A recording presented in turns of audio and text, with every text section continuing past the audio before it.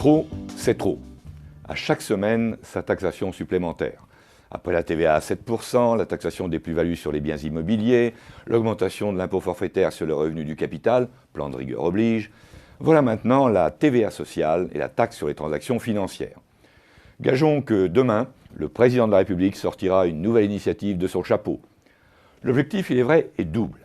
Il s'agit de montrer aux marchés financiers et aux agences de notation que la France s'est engagée résolument sur la voie de la rigueur budgétaire, et ce, malgré les échéances électorales qui se profilent. Mais il s'agit aussi, pour Nicolas Sarkozy, de faire de la communication politique. Avec la taxation des plus-values immobilières et des revenus du capital, il veut gommer son image de président des riches. Avec la TVA sociale, on reprend une vieille idée des centristes de François Bayrou, voire d'une partie des socialistes. Avec la taxe sur les transactions financières, le propos présidentiel est subliminal. Les altermondialistes, la gauche, en ont rêvé depuis 30 ans. Moi, je la mets en œuvre et je tente de bousculer nos partenaires européens. Cette tactique qui vise à faire bouger les lignes, comme aime à le répéter le chef de l'État, à récupérer les idées de l'adversaire, est de bonne guerre électorale. Il y a pourtant un sérieux revers à la médaille. À force de multiplier les effets d'annonce, on risque de jeter le bébé avec l'eau du bain et de braquer l'opinion à l'égard de mesures qui auraient mérité mieux et un vrai débat de fond.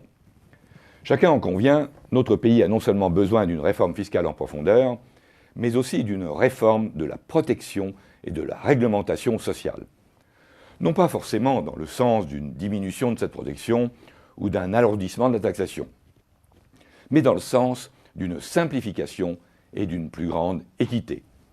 Depuis maintenant 50 ans, au fil des différents gouvernements et du jeu des innombrables lobbies, notre pays a accumulé une sédimentation de règlements fiscaux, sociaux et maintenant environnementaux absolument ahurissantes. On connaît les 60 et quelques niches fiscales, mais on parle moins des dizaines de cotisations sur les salaires qui varient selon la taille de l'établissement. Il y a les cotises plafonnées, les déplafonnées, la CSG déductible et la non déductible, le FNAL, la taxe d'apprentissage, celle pour les transports, le 0,45% pour les logements, la taxe pour la formation, j'en passe et des meilleurs. C'est le cauchemar des chefs d'entreprise, surtout des petites entreprises. Et une bénédiction pour tous les comptables, conseillers fiscaux et juridiques, mais aussi pour l'administration qui trouve là une justification à son travail, à son existence. Plus les règlements sont complexes, plus on multiplie les cas particuliers, et plus il faut des gens pour conseiller et contrôler.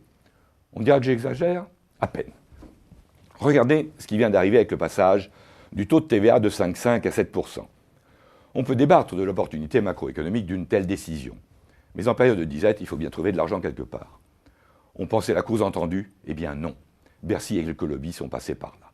Et voilà qu'une décision simple devient ubuesque. Parce qu'il y a des produits qui restent à 5,5, et le même produit, selon sa destination, peut être à l'un ou l'autre taux sur le même lieu de vente. Un casse-tête pour les commerçants. De plus, en multipliant les exemptions, qui sont autant de niches, on diminue l'impact de la mesure sur les recettes de l'État. Tout ceci porte un nom, une politique de gribouille. Ce qu'on prépare à la gauche n'est guère plus réjouissant.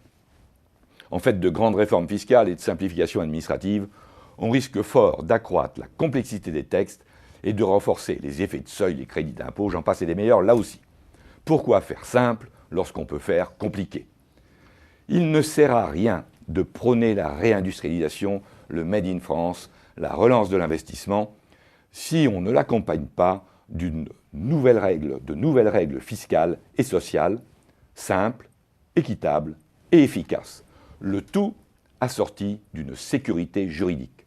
Comment peut-on inciter les ménages et les entreprises, notamment les PME, à privilégier les stratégies à long terme lorsque l'environnement réglementaire change tous les trimestres? Plutôt que d'une règle d'or budgétaire, nous avons besoin d'abord d'une règle d'or de la fiscalité et de la réglementation sociale.